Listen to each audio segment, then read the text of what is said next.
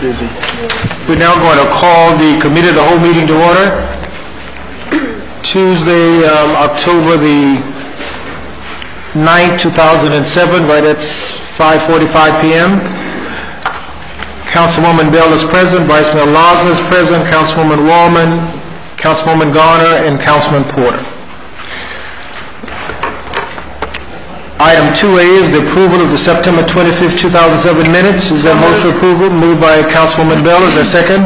Second by Councilwoman Garner. Any questions on the minutes? If not, all in favor say aye. Aye. Any opposed? Item 2B, Mr. Vice Mayor. Yes, thank you, Mayor. Thank you. This has been in the works for quite some time, and I wanted our architects to come and present for your comment, not necessarily final approval, but your comment, the first public review of the preferences for some of the interior finishes, wood tones, flooring, wall colors and textures, and carpeting, a sample of the audience chairs to the council chamber for public review. I just want to say as a side, Kurt, while they're coming forward, you want to update us on the demolition? I haven't been by, but I understand that the back end of the building was gone yesterday. In the middle of it.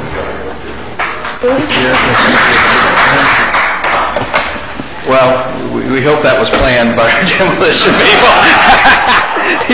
It is. We had given a notice to proceed. The fire department had their opportunity to do their exercise in there. I think we got a lot of mileage out of it, and it'd be nice to see it down. So they're working on it now. No?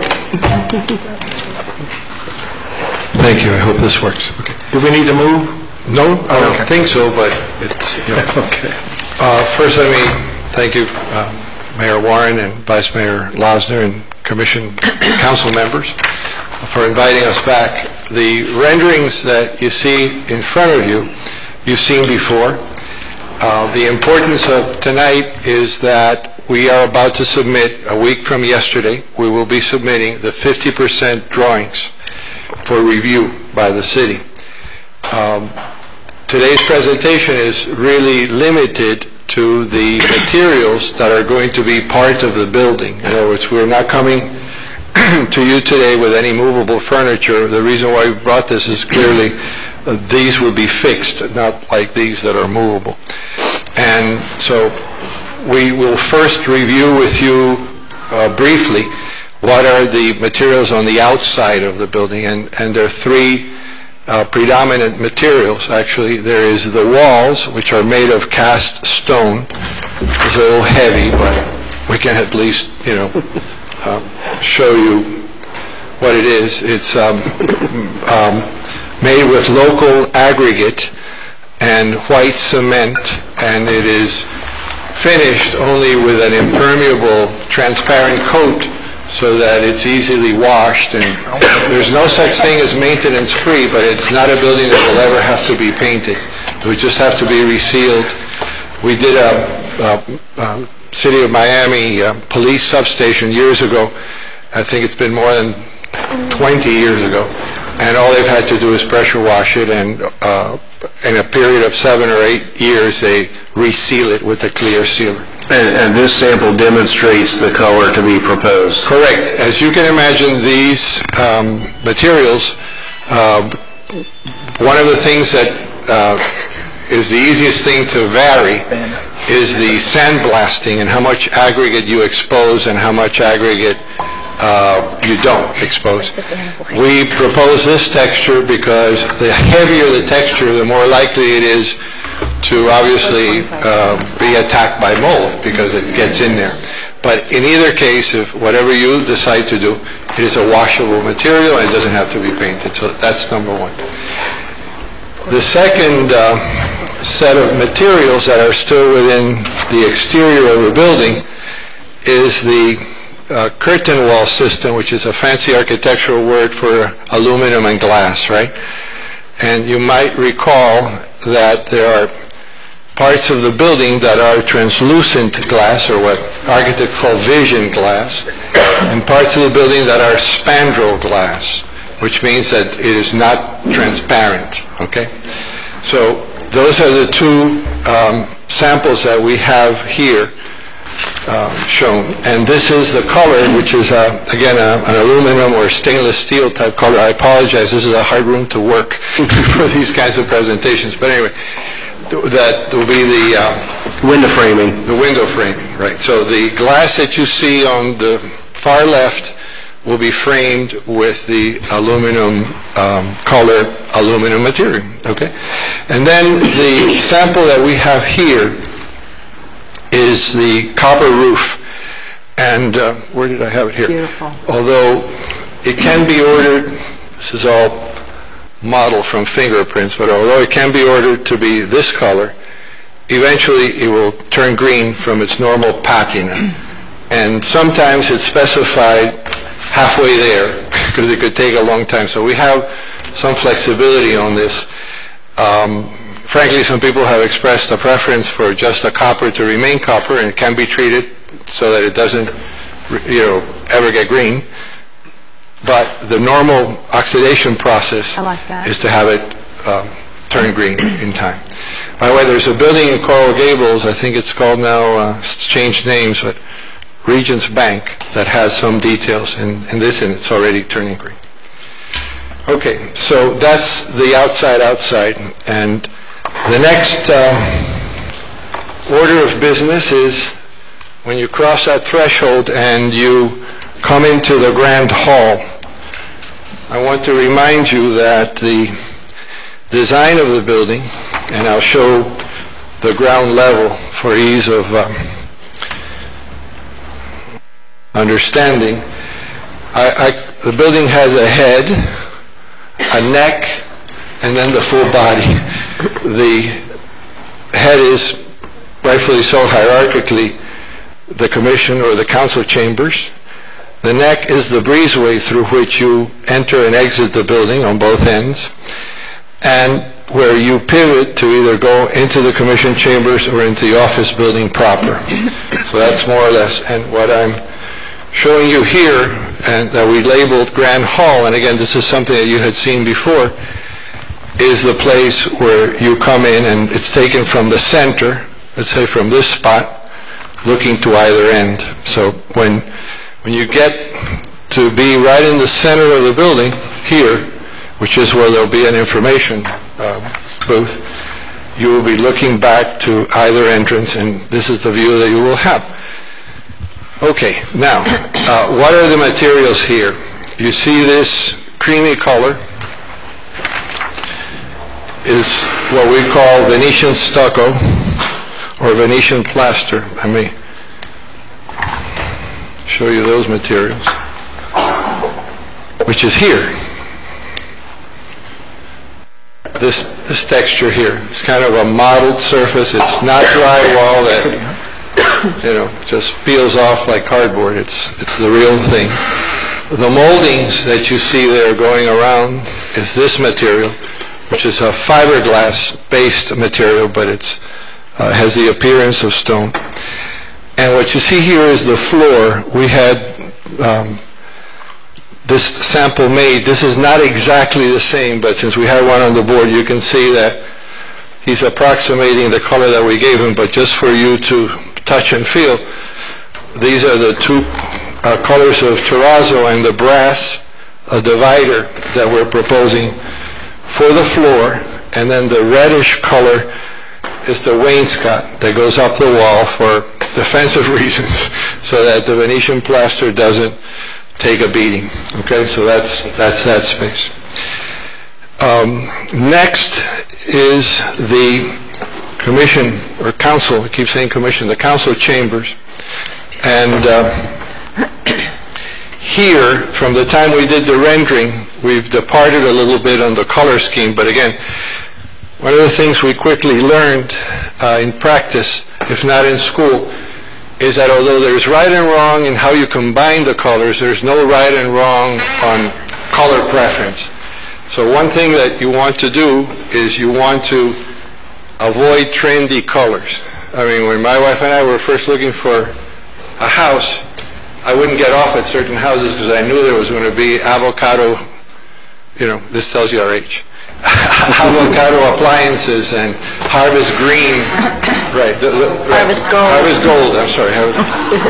No one can tell you. Anyway, when we finally built our own house, we made everything stainless steel, and 30 years later, what do you know? Now it's in fashion. But at least we didn't make a color statement, you know?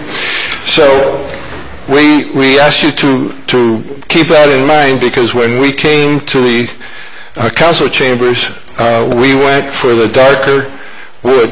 It's a little bit redder than what you have here. This is more of a teak color, and this is more of a mahogany color, and we think it goes well with that. And then on the chair, I mean, the sample that they had, I wonder why, is all leather. But like everything else, everybody has a budget.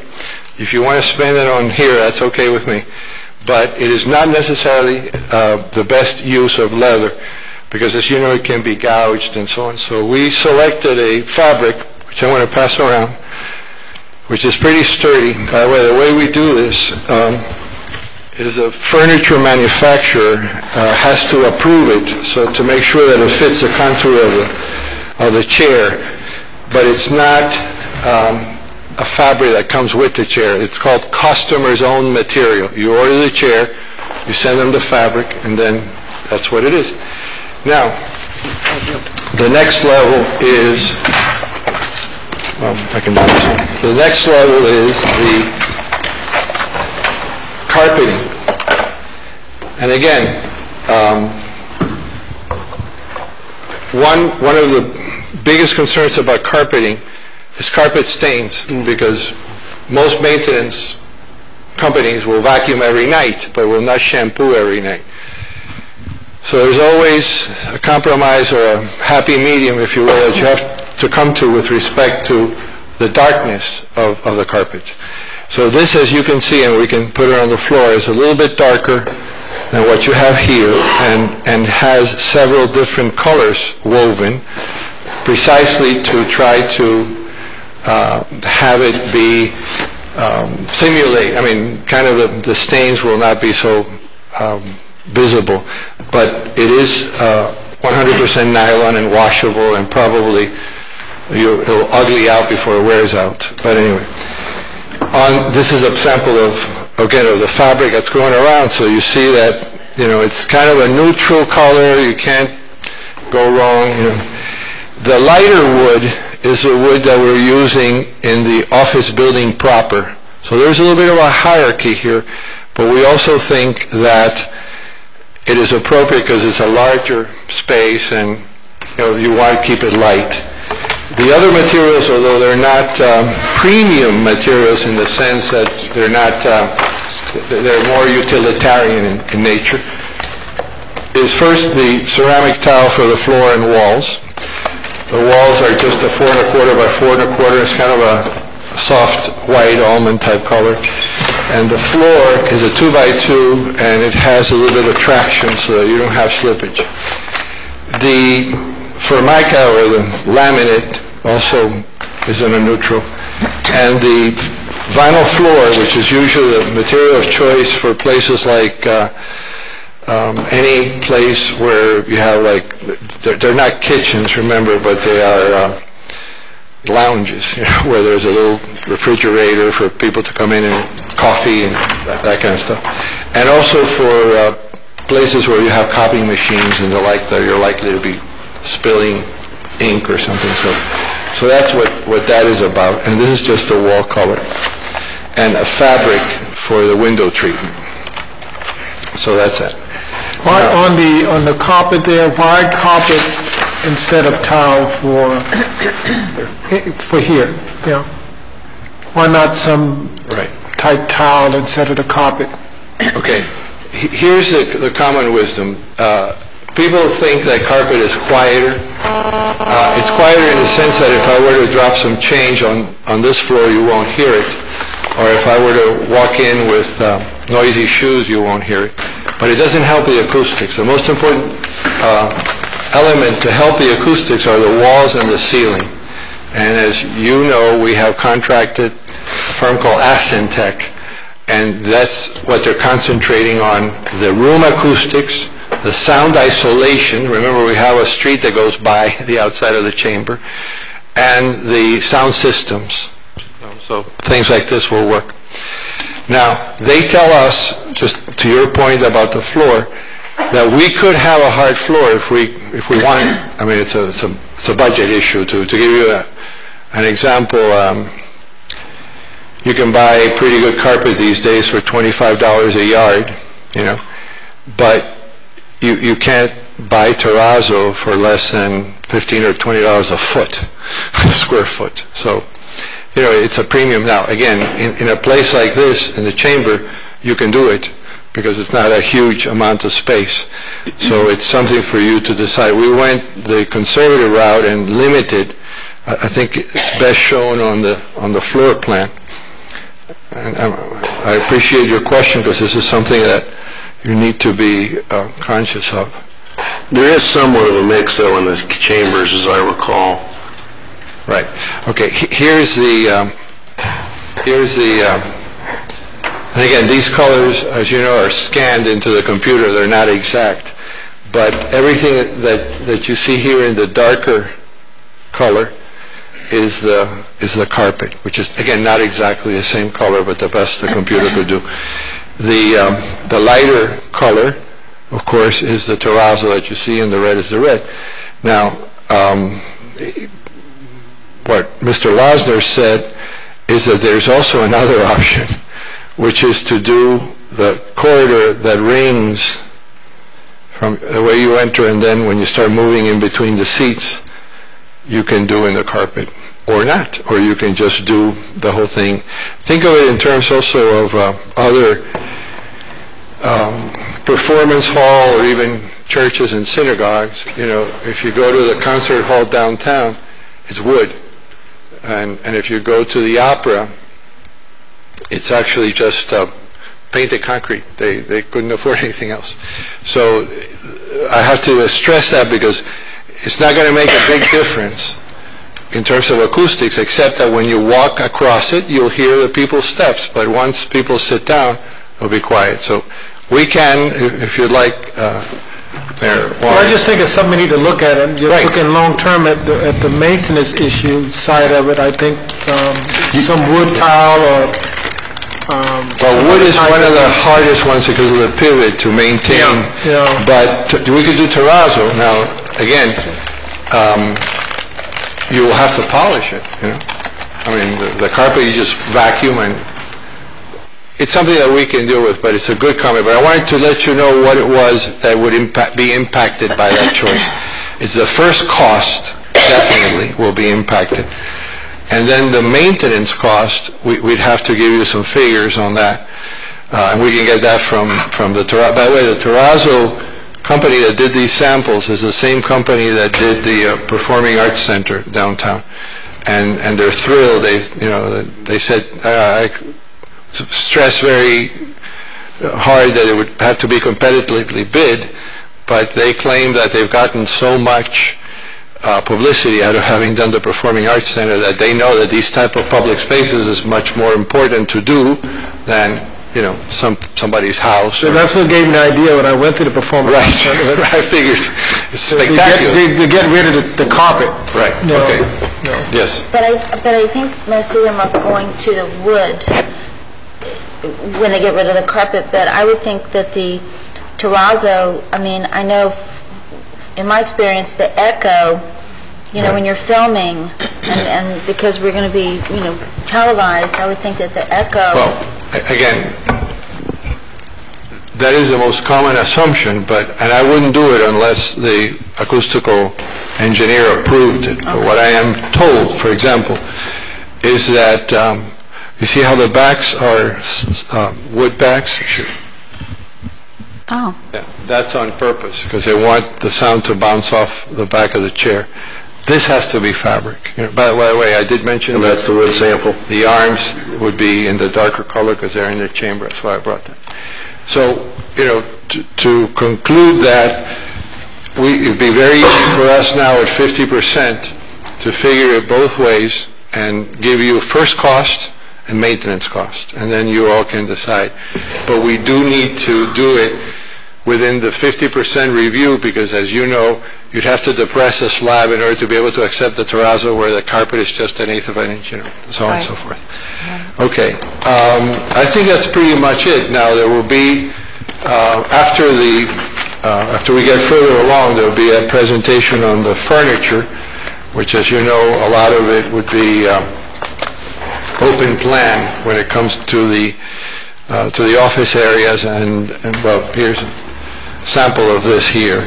But today, there's a multitude of them, and the city can buy through what they call an E&I program, that you all get the best prices because it combines with the state schools and all that. And the componentry can either be freestanding or it can be inside a private office. But we're not ready for that yet. We have developed the floor plans, the furniture plans, for things such as outlets and the like.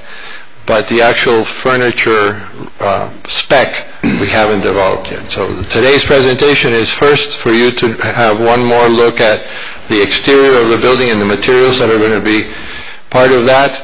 And then once you come in, the public areas, what the materials are. Thank you very much. Any further questions?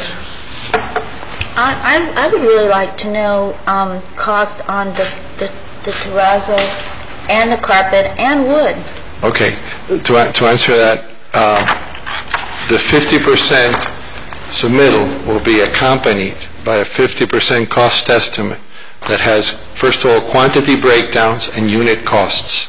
So, like I said, I can give you, if you're referring particularly to the council chambers, I can take that that square footage number and ask the cost estimator to give me unit costs for wood, terrazzo, and carpet, if that's something that you'd like to look at.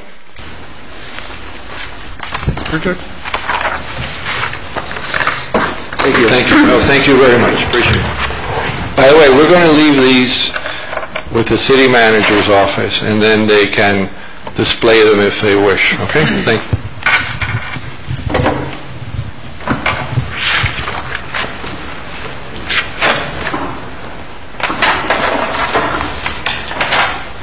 Very good presentation, and I'm sure the community can't wait until we see this beautiful city hall that's come in 2009. I can't wait to see it. Item 2C is the EPA grant award in the amount of $200,000 for brownfields. I'll move it.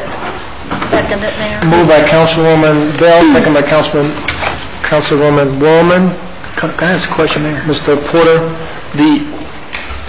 What does this $200,000 do? Is it to just you can't clean up much with $200,000. Is it identify? It's mainly for assessment. Just identifying. It's not really clean up, just assessing if you need one. Phase 1 and Phase 2. Okay, perfect. Thank you. Thank you, Mayor. Thank you. Any other questions? If not, all in favor say aye. Aye. Opposed?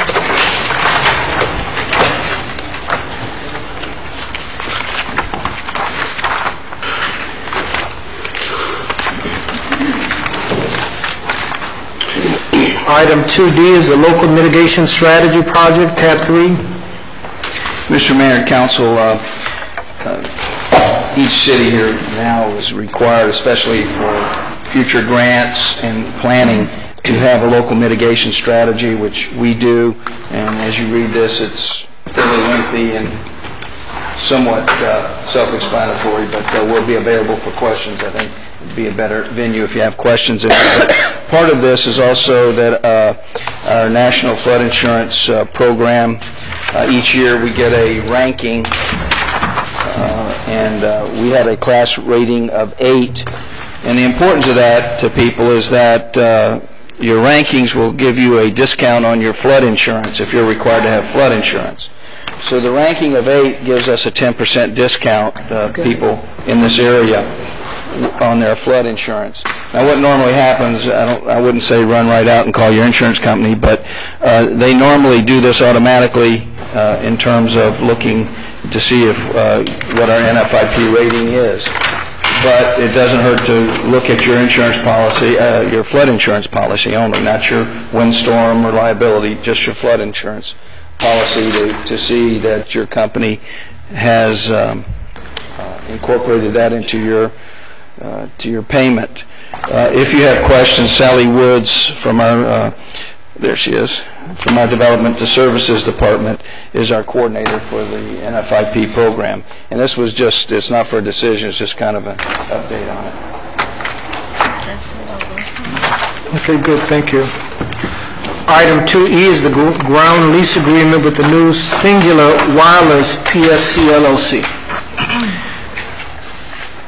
Mayor and Council, this is it's a staff's recommendation that Council approve a ground lease agreement between us and the new Singular Wireless PCS. The location of this ground lease will be over by Lucy Street Substation. It encompasses approximately 840 square feet for their equipment, and there's also an already existing telecommunications tower there that they will be connecting with. For using our property, they lease it, it'll be $28,080 annually.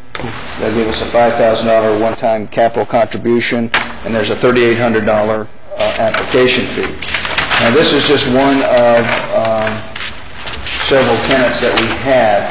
If you remember, some time ago, we did a tower, a wireless ordinance and location, where city property is the one that people come here first to choose. If you don't do that, then people all over the place will be dealing with. Anybody that has a vacant area would be open to putting towers up next to people and where they may not want it. So the city decided to control that with an ordinance, so we can select sites that are somewhat unobtrusive for putting these towers. And to date, Moved by Ms. Rome, is there a second? Second. Second by Ms. Bell. You have to continue, Mr. Manager. I didn't know I was getting monotone, so No further instruction. Just one question real quick.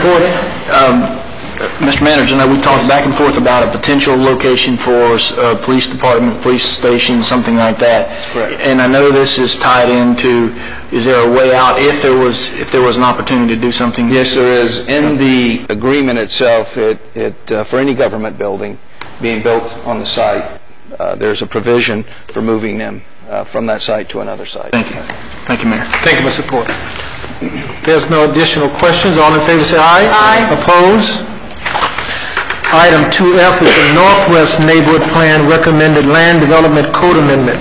Is this you, Mr. Vice Mayor? It is. Thank you, Mayor. You may recall, I guess it was 60 or 90 days ago, we adopted the framework of the Northwest Master Plan. These proposed ordinances, or insertions into existing ordinances, seek to implement the principles and the concepts set forth in the Northwest Master Plan. There are, Sherry, were you able to, the changes we discussed, they're going to be noted? We go over it tonight. We already made all the correction. However, we haven't distributed yet. It's going to get changed before the council meeting. Very good. But we are going to go And over it. we'll note those as the presentation proceeds. Thank you all. Please. Okay. Good evening. You want me to just hit the high points of the changes that we're going through? All right, these are just changes that will be for the Land Development Code. There may be other changes in the future that might go to the comprehensive plan or capital improvement program, something like that. But these are some fairly easy changes that we could do the Land Development Code fairly quickly. One is to establish the boundary of the Northwest Neighborhood Overlay District. Another is to prohibit the use of administrative variances to implement urban design guidelines in the Northwest neighborhood for any single-family residential lots that do not meet the minimum lot size requirements in the current code. We wouldn't allow that to go through for an administrative variance. They could still try to apply for a hardship variance if they want to, and they'd have to meet all requirements for a hardship variance. We're going to prohibit non-residential buildings within 50 feet of R1 districts from exceeding 3 stories in height. Let me jump in right there, and that's significant because there are locations that currently exist that would allow up to 6 stories adjacent to existing R1 neighborhoods, and to me, this is a very significant change. And then we also wanted to increase the landscape buffering between non-residential uses and residential districts. Especially where you have height, then we might require higher trees or palm trees than just the minimum requirement for a tree. You might have to give us an 18-foot tree or something like that to try to block those views between a residential and a non-residential building.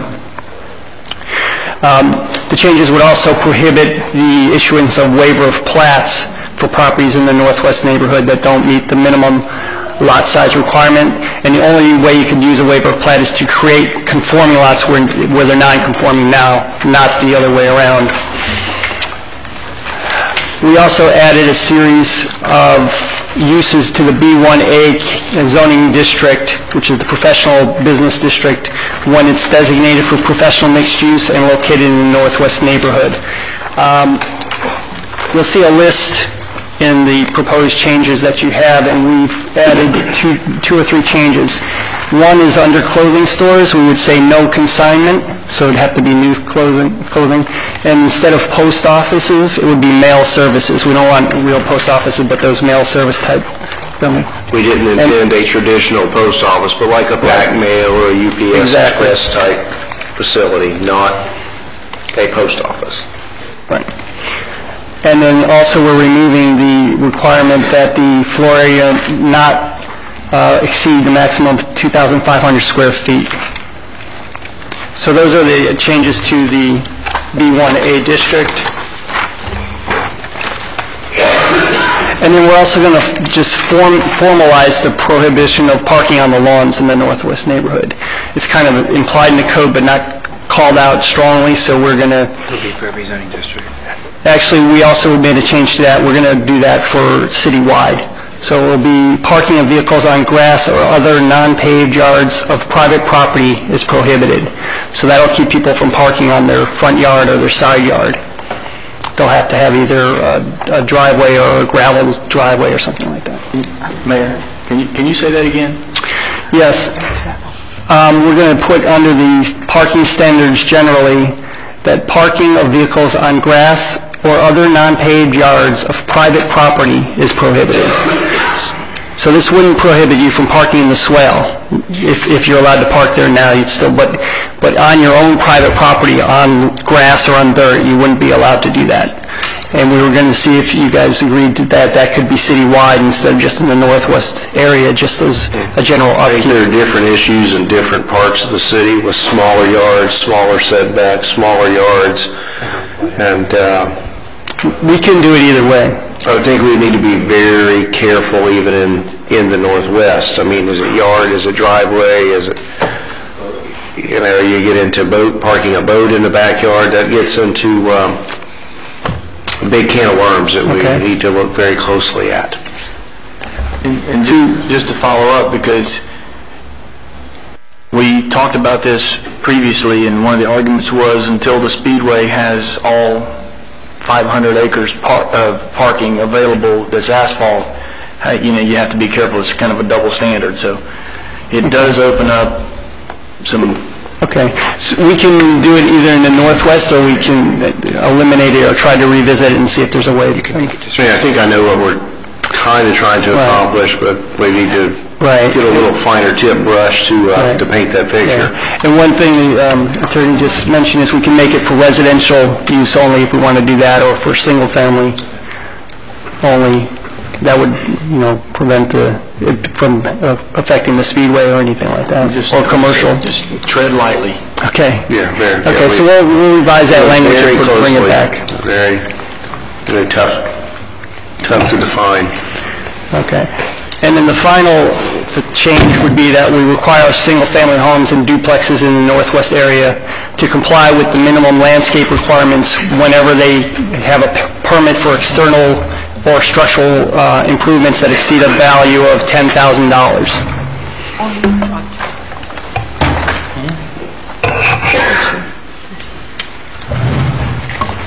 Okay.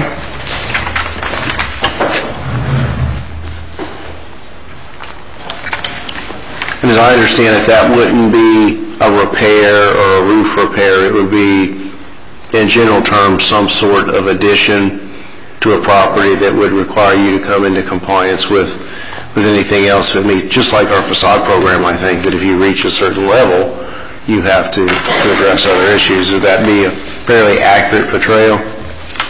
Yes, and it would be only for external things like additions or external structural right. additions generally. Correct. So we'll make that adjustment. And those are the major changes that we have, so we can take any questions that you have. Any additional questions? Yes, I want to be, if I have the opportunity to look at it again, we need to be look very closely. And I know what we're trying to accomplish with the parking in yards, but just with some of the ordinances that, well, does this include a pool as an illegal water holding structure? We need to be very, very careful with that. And old habits are very hard to break, and some maybe should not be addressed. Okay. Do you have an opinion about something like a pool? Because a pool. Well, no. I was just as an example on some of the definitions we had, and some of when we dealt with slabs and those kinds of things. Again, the example that came to the audience is, a lot of people park boats, motorhomes, ancillary recreational type or additional vehicles, and are used every day in their yards in the Northwest, and that's the beauty of being in the Northwest to a lot of people, that there aren't rigid homeowner association rules, and we need to be very careful that we strike that balance. Steve. Okay. Yes, Ms. Bell? Thank you. Yeah, I'm also very uncomfortable with that, and I've been sitting here listening. There's one thing about someone pulling their car up in the front yard, across the yard, but a lot of the Northwest homes have a single-car driveway. Some of the homes are much older, and they'll park side by side. And it's not ugly, it's not abusive. I'm very concerned about the smaller motor homes, the boats. I mean, I'd actually like to see that eliminated completely from this particular part of the code. We can do that. Do you think it's worth just eliminating the option as we discussed? My perspective would be, in order to move the rest of it forward, that maybe that's just too big of a bite to take on. Okay. Good.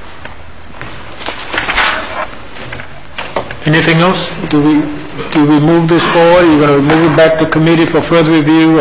Mr. Vice Mayor, how you want? I think they're going to begin to write the actual ordinances based upon our comments tonight to go ahead and implement. Yeah. Are we going to run into any issues with the expiration before we can adopt these? Do we need to begin that process? No, we'll meet the deadline for the expiration. We are planning to, not on the 15th, of course, bring for first reading, but your next meeting in November would be first reading, followed by second reading, which would be your first meeting in December. That's our... Well, we took the expiration to the end of the year. It's got to go to P&Z. Yeah, we had 120 days, I think, right. So it's to the end of the year. It gave us enough time to be able to accomplish this, so we'll be able to move forward and bring it to you relatively quickly for first and second reading. So by the end of December, we should be fine. All right. Thank you all. Thank you, Mayor. Thank you all very much. We have an add-on. It's a recommendation from the Human Relations Board before we go into the Public Safety Committee. Let me recognize the McKay families in the audience. And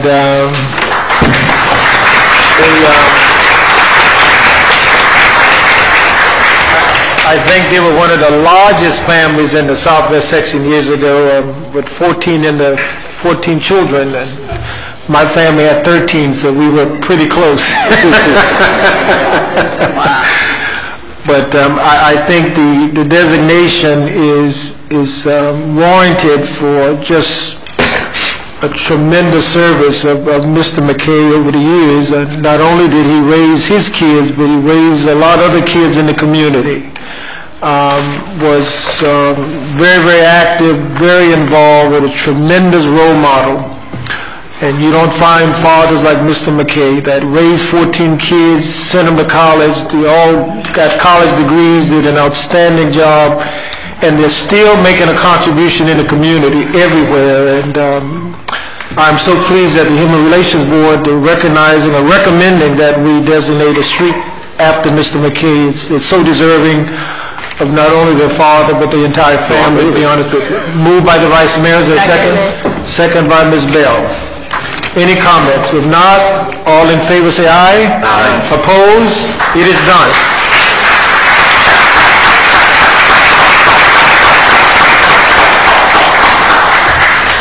Congratulations. Do anyone want to say anything? The senior member? I hate to own that.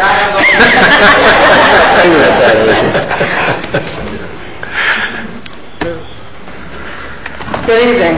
Evening. To our illustrious mayor, to commissioners, business manager, and I see a lot of young faces here in the city of Homestead. I think I'm the eldest here. I'm not going to tell you the year I was born, but I'm the oldest living sibling. There were 3 older ones, and they're not here with us. But we were especially proud of Dad, and that's why we hang around here. Everybody still thinks I live in Homestead. I started my teaching career at A.L. Lewis Elementary, and I moved on the latter years. I became a reading teacher at Homestead Senior High, and I ended my career like 2 years ago at Cope Center South as a reading specialist. I have my sister out there. She's a pharmacist here in your community, CVS. Teresa, my cousin, my first cousin, she just retired from Campbell Drive Elementary. My nephew, Anthony, just finished 2 tours of duty in Afghanistan. And these are all my great nieces and nephews. Stand up. That's right, Gavin. They follow me everywhere. And my niece, Andrea, she has 5 kids. She's going to make also a positive contribution, just starting with these 5 kids. But Dad worked, and what we enjoy, I'm so proud. I tell everybody, everywhere I go, I'm from Homestead. I don't own Miami. And they're just really so amazed as a city being so small that we're so proud of this great city. Dad worked for many years here, and he was involved in the schools, and he didn't play. I see Chief Roll over there. He knows all about him. South Bay, that's where he lived during the time of the riots. But we really thank all of you for the recognition. And we're going to have a glorious day when you set that sign on 7th Street. And thank you again. Thank you. We love the city.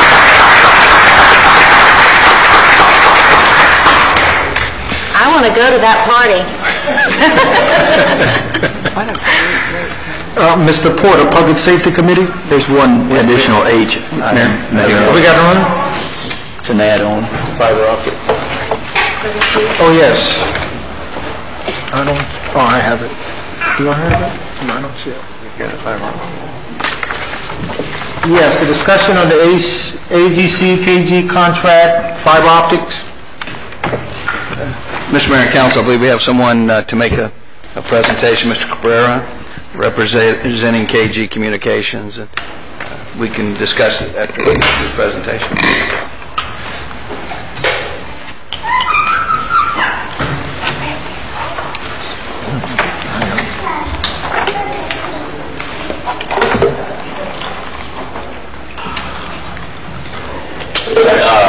I brought these presentations for all the council, with the exception of one, because like all things technical, my laser printer went dead in the middle of the last one, so forgive me for that.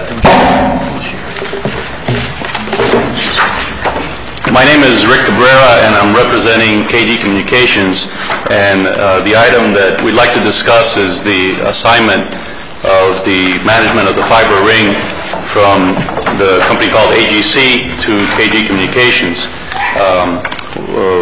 I think everybody here knows the history of where the fiber ring, how it got started, how it got built, and the subsequent events that happened. What I'm here to say is that KG Communications is right now ready, willing, and able to take over the management of this ring. The little presentation that I made, very short, wanted to introduce the company and who we are and what our plans are. And what we are right now is a full-service provider of broadband, entertainment, data, internet access, and voice services. We recently received the franchise from the state of Florida to provide cable television service in the city of Homestead and the Miami-Dade County. We've applied for a CLEC license with the Florida Public Service Commission and hope to get, we've already been approved by the staff, and final approval will be in 5 days. What that means is that we're going to be able to compete directly with the larger service providers that are serving the area, namely AT&T and Comcast. What we are planning to do with the ring is actually light it and make it work. We're planning on providing the highest quality of service.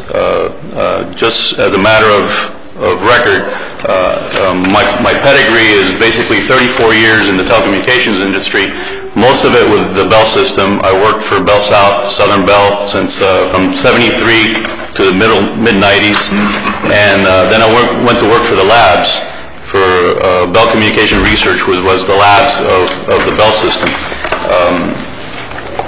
We have a terrific amount of experience, local experience, and that's one thing that I really want to emphasize. AGC's inability to perform in the fiber ring had a lot to do with the fact that they were out of state.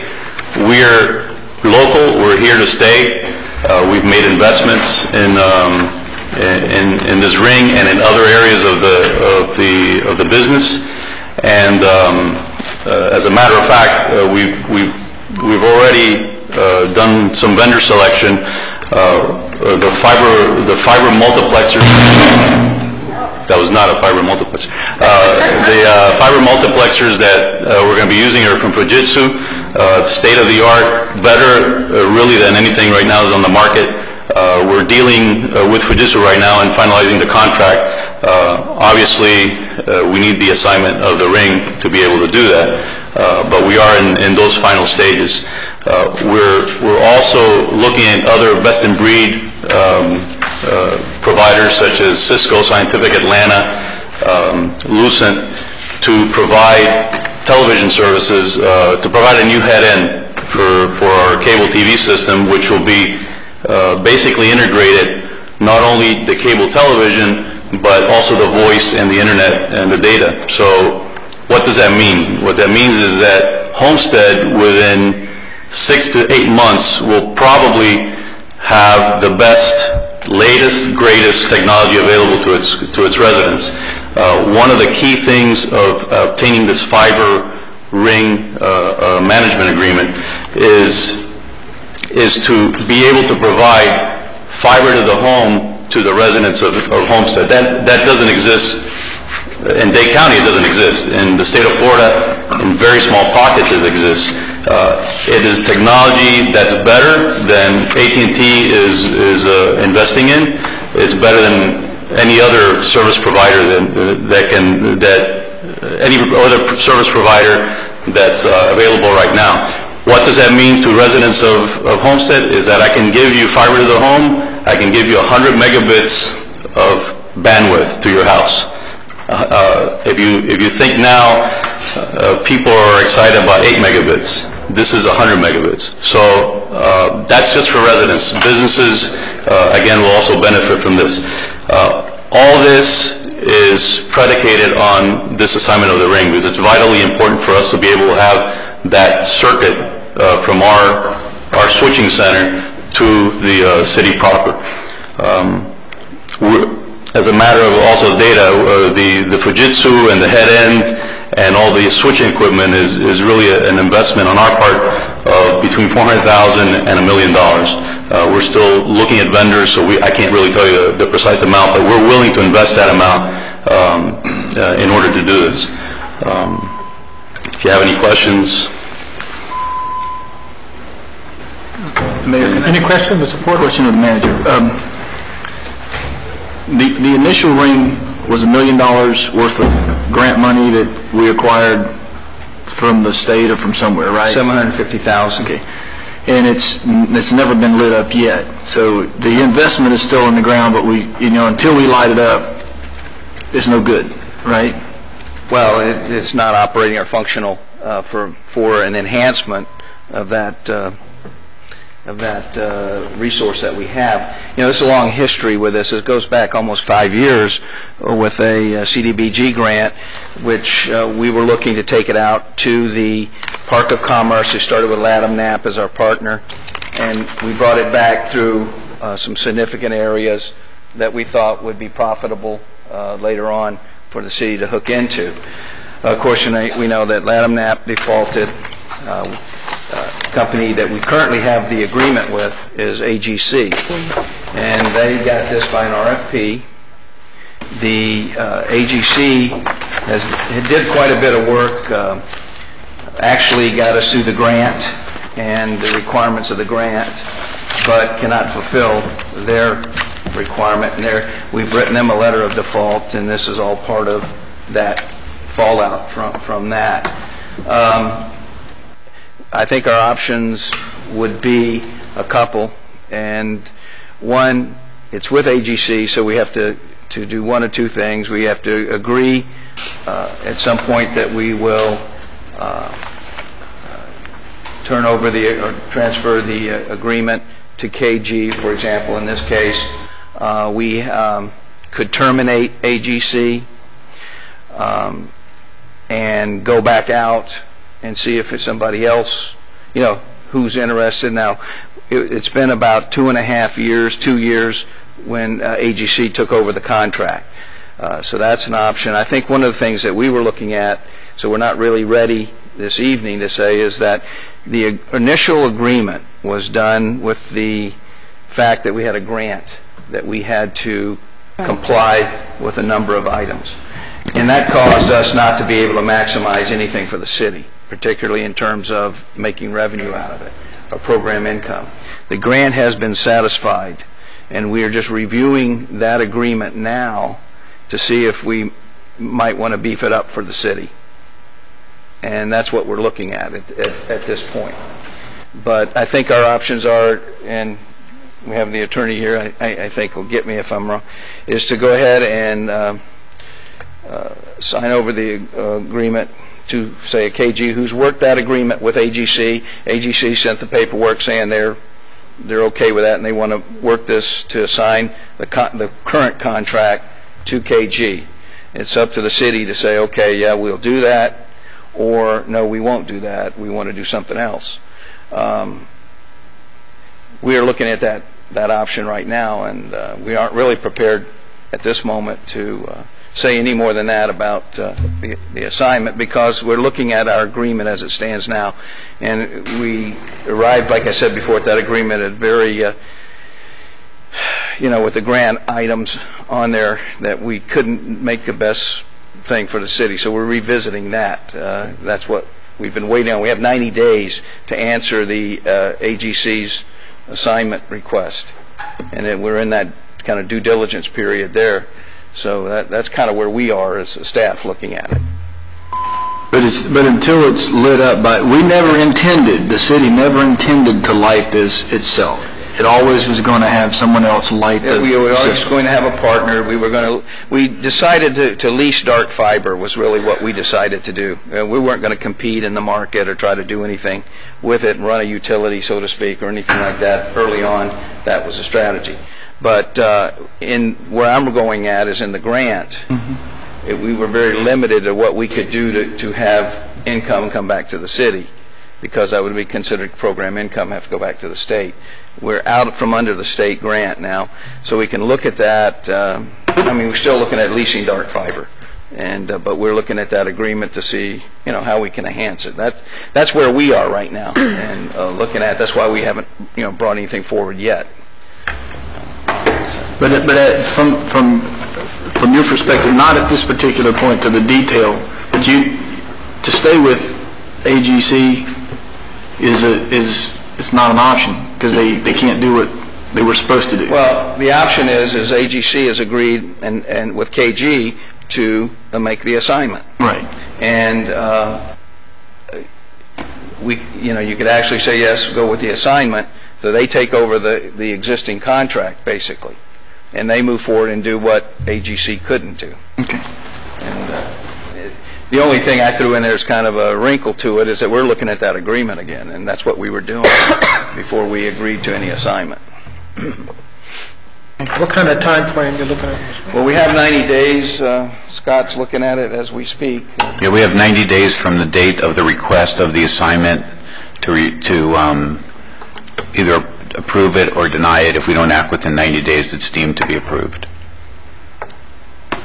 And from KG standpoint, what impact would the time have on your company? It's a definite impact because we won't be able to make the investment until after, obviously, we get the approval of the assignment. So you're talking a delay of installation by 3 or 4 months. So that's the impact on us.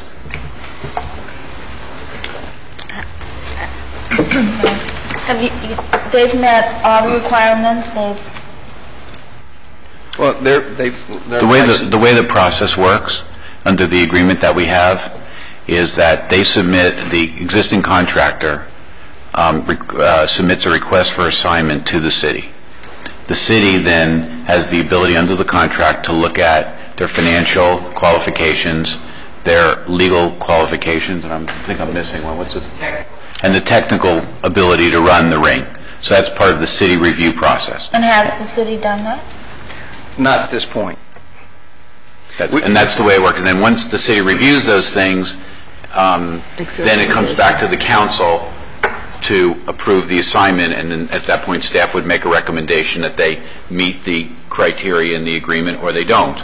But that's the process that is laid out in the agreement. I'm understanding this correctly, then tonight it would just be to move it forward, to go to the manager's office to do all of the investigation and make sure that everything is complete, and then it would come back to council? Well, that's a path. I think the kind of the wrinkle I threw in it, which is always a wrinkle, is that we want to look at the existing agreement, and we may change that a little bit or propose to change that a little bit. Let me put it that way. And it's really basically trying to benefit the city a little more than when we did this 5 years ago with a grant that limited what we could do. No, I remember when we did all that. If the staff has a feeling from the information that we've gotten that they would like to make some changes to the agreement that would benefit the city, and that technically needs to be done with the current company that has the agreement, and then once the agreement, I mean, this new company could partake in those discussions, but if that's going to happen, what we would recommend is that there be discussions between the existing company that has the contract that we've written a termination letter to but have not implemented it, this new company and the city, and they would sit down and they would say, you know, we think these things need to be improved in the agreement, and then the agreement would be amended with the current company, and then at the same meeting it could be assigned, if the council wants to assign it, to the new company, but the new company would have been at the table. One more question, Richard. Are you aware of the changes that they want to make with the existing? We haven't gotten to that point. We're just sort of in the. They filed their application for when? August 20th. This time. They submitted their request for assignment on September 27, 2007 to the city. So and so we've just started to look at it from a legal point of view and the staff point of view. Question there. Ms. Bell and Ms. Garner. Thank you. Yeah, I think it would behoove the city to take a good look at it, and so then there's no legal problem with AGC simply assigning it, or because we have to be careful that the city's best interests are protected, and that the city's best interests as far as the taxpayers are protected as well. And at the end of the day, this might work out well, but then at the end of the day, we might have to go out to bid again. When was the termination letter or the letter of default to AGC? When was that sent out? The letter of termination was sent on July 20th, 2007. Okay. So this is just for discussion tonight. It's good discussion. Okay. Our hope is that through this process we can end up with a contract that will be beneficial to the city, and and get some of the things that we were unable to do because of the fact that it was under a grant. Now, is it appropriate to just have this assigned without going back out to bid? The contract provides specifically that it can be assigned without going back for bid, provided the staff just does that review that I discussed. Thank you. That's what I was going to ask, because if you were talking about canceling the contract anyway, if you cancel it, wouldn't we have put it out for proposal anyway? I think maybe we should look at the contract we have, and if there's significant changes you want to make, then we should put it, I mean, everyone would be given an opportunity. And I'm glad to see that they're coming, looking, for, interested in doing this. Maybe there's other parties as well that are interested. Just we're willing to talk to you all and discuss any changes you want to make with the agreement. So we're very open to that. Well, I think, the understanding is that when we did the original, is that we were very limited in what we could do. It was almost, you give it away just to get the fiber in and the opportunity down there. It really didn't give the city any opportunity for anything. So that's, that's where we're at with it. It's staff's discussion. Yeah. Can I don't know if this is the right time, but can I make a motion to put this forward to the manager's office to start communicating with this particular company, see if you can come to an agreement, and then you'll report back to us? Is that okay, Richard? They filed their application in late September. That's exactly what we would be doing, looking at the assignment. And this may be a good forum to get all the changes that the city needs. It depends upon how the negotiation goes. They have a whole sort of Mark has a whole sort of laundry list of things that the city would like out of this agreement. I hope that we can be negotiable between the two parties. I hope so that would be if that's what the council wants to do to review two things. One, to review the company's qualifications under the existing agreement, and number two, discuss their willingness to make the changes to the agreement that we feel like that the staff feels like should be made, and then they'll come back to you with a recommendation based upon that. All right. Well, my motion stands. I'll second it. Been properly moved in second. Any further discussion? Just one real quick point. We need to go back to the beginning. This was infrastructure that was put in to market the Park of Commerce, market the east side of town, so we could have some upscale, high-class businesses come in because of the access to the high-speed internet. It's okay to have it in the ground, but it's useless until it's lit up.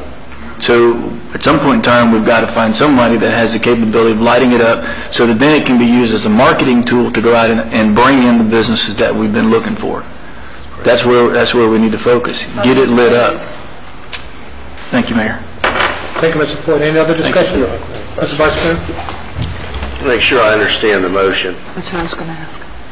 It's a motion to authorize the manager to begin to negotiate an amendment to the existing holder of with the existing holder of the contract. With the understanding that once that agreement was renegotiated, it would be assigned to the new company. That's the motion. And it would come to council then to determine whether, after our negotiation process, staff would have a recommendation to you all as to whether they felt like the staff got what they wanted to get out of the negotiation, or whether they didn't, in which case they would make a recommendation just to terminate. I got to tell you, I'm having a hard time understanding why this is even on the agenda tonight. If you haven't analyzed their qualifications and you haven't really analyzed what we're looking for, why are we even having this conversation? Mr. Vice Mayor, I believe that the company wanted to make an introductory comment, so they know that they're interested, that there's somebody interested, want the mayor and council to know that. They're ready to... Is the existing contract holder viable? I mean, apparently they defaulted, no activity. Is there anyone that's there that's even going to be able to make that decision? There's someone there to make the decision. When you say viable, I don't think they can carry out the requirements of the existing contract and agreement. They're not capable, nor do they want to do that. The manager's really given them every opportunity, existing holders, every opportunity to perform. and it's clear that they're not going to perform. So we have to do something. Mr. Rosner, Mr. Mayor, the existing contractor is still in business, just not in our area. They're carrying on operations in, I believe, in Daytona and in Tennessee. So the company is still a viable company, just not in our area. Mayor, Mayor, I have a question. Mr. Garner and then Ms. Bell. with the timeline that we've had here, I'm not comfortable with, I think staff needs to just look at it, see how they want to change the contract. You've already said you're going to default that company. I think we should make all the changes we want to the contract to benefit the city, and then look for a user. And hopefully it will be you, but Well, that's my motion. I don't feel like that's not what I got from the motion.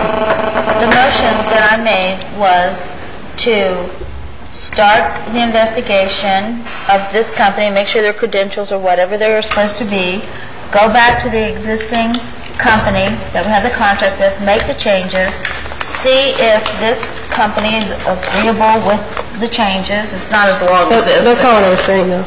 That's not what you're saying? No, what I was saying is look at the contract, see what changes we need to make, and then put it out for proposal. And we know they're interested, so hopefully they'll propose immediately, But the contract has a right to be assigned. They have a right to assign But that. they've already defaulted, which was prior to them asking us to assign it. That's my confusion.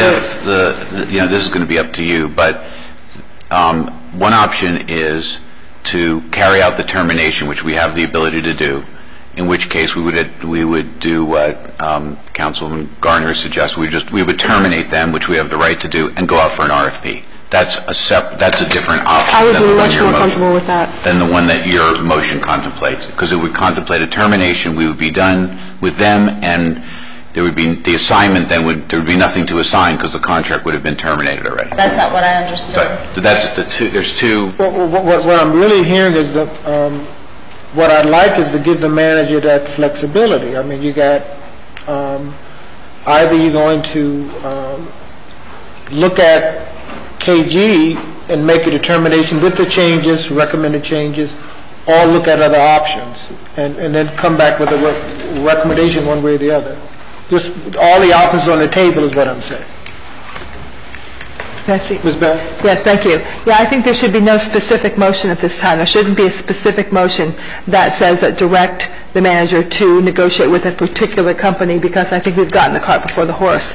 I think it's good that we have a presentation and a PowerPoint to see the companies here, but especially because it's on the agenda for discussion only, I think we need to keep it at that level, and I think we need to go back, and I agree with Ms. Garner on this, that we need to go back. We've kind of got the cart before the horse. We need to go ahead and make sure that we have terminated with them, make sure that the assignment is appropriate assignment, make sure that the qualifications of the company are appropriate, and then come back to this council with a recommendation, not in reverse. And I think what we've done is we've kind of reversed the process a little bit. So I would feel much more comfortable along the lines of what Ms. Garner said, and I was thinking the exact same thing, that I felt like we've done this a little bit in reverse. So we need to make the process appropriate, and starting with the proper termination, the proper assignment, the proper review of the company, and then I think we need to go out for RFP as well. We've been criticized in the past for not going out to bid, and we just actually put a very good company out to bid because of the fact that we hadn't put out to bid in a while for the lawn services. So I think that we need to be very careful and cautious with the city dollars and assign that, and possibly after the determination go out to bid, and at the end of the day it very well may be this company. But I think that so there's two different directions. Councilwoman has a motion on the floor. Well, I just want to make it very clear that I thought that company had the right to make an assignment. I didn't realize that they did not have the right to assign the contract. The current company, under the current situation, does have a right, with council approval, to make the assignment. And the process that would normally be followed is they file their application for assignment. Staff would review those criteria that we discussed earlier. Staff would make a recommendation that this is a good company to continue under the current contract, and the council then would approve the assignment. That's the right they have under the current contract. That's right. If we terminate them, obviously they don't have a right to do that.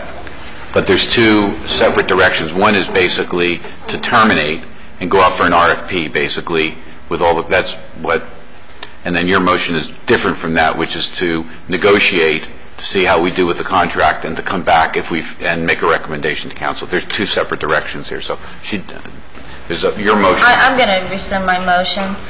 But I do hope that when we do the RFP, I hope that you will bid on it, because I know where the votes are going to go tonight, so it's just important that you do bid on it. Your credentials are good. I think you have a holding in this community, and I know that that you would be a good choice, but I agree with that if it's not assignable. It is assignable. But it's not assignable if the termination goes into effect. Correct. And that have not been determined. I'm sorry? The termination have not been determined yet. So what I'm saying is all these issues on the table. Let's let the manager and his staff look at the options and bring forth the best recommendation back to the council. And I think that's, if I may, I think the appropriate thing is, since it's on the agenda for discussion only, that we just direct discussion, direct it back to the managers, let the manager bring back a recommendation. But I really think if you don't take any action, that's exactly what's going to happen anyway. Exactly. I think we should leave it, but I do think at the end of the day that because we are a city that we at the end of the day may need to put this out to bid. But I still think we need to take this back to the direction of the manager. That's fine. Public Safety Committee. Thank you, sir.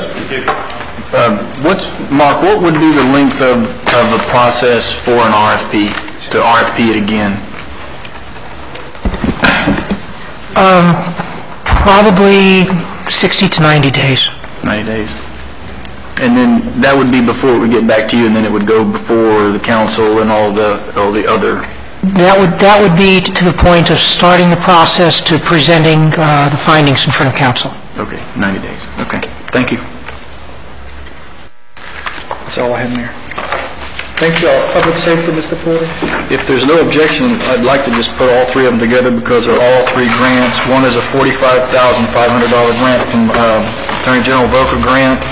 Item 2 is a $4,900 grant for Our Kids grant. And then item 3 is a DOT, Department of Transportation grant for $42,300. So moved. Any discussion? Second. Oh. Anything from you, Mayor? No, sir. All in favor? Aye. Motion carries. Thank you. Ms. Bell, any business for the committee? No, sir. Ms. Warman? No, sir. Ms. Garner? Just one thing, Mayor. Mr. Brea, with all the rain we've had lately, a lot of our roads are in the ones that aren't under construction are in very poor condition. Could you have them go out and look at Kingman and especially Maury? You can't drive through Maury without going through at least 5 potholes. So if you could check into those, please. Thank you. 3 Lucy Street, too. Mr. Porter? No, sir, Mayor. Thank you. Mr. Manager, anything for the committee to hold? None, Mayor. Mr. Attorney? I actually do have one question. For months now, we've not been able to make a left-hand turn out here, and for months now, we've all been going into one lane, and I don't understand why nothing's happening. We're in this great big bottlenecking crunch, and nothing's happening. We've had calls about that at Campbell Drive. Rick, I think you looked in, Dan, I didn't see there. Makes no sense. Rick, well... It's not making sense, and it's frustrating everybody. They see the same thing every day, and absolutely no construction's going on, except for everything's in one lane. You're absolutely right. There have been a number of calls coming to us. They've even been calling the county mayor's office, who is trying to do something about it. But it's in the final throes of the contract with Central Florida Construction, and there's very little that they can do about it. They're not... I don't want to say this, they're not responding with the same degree of vigorousness that they have responded in the past with issues, because they're in the final throes of the contract and they're just trying to get it finished. I mean, we can scream all we want, but probably nothing's going to happen. Mr. Mayor, just before you adjourn, I just want to make sure that you recognize Scott Robin from our office, who deals with these telecommunication issues. He very helpful, and appreciate him coming down. Thank you, Richard. No further business. Meeting is adjourned. Thank you all very much for coming.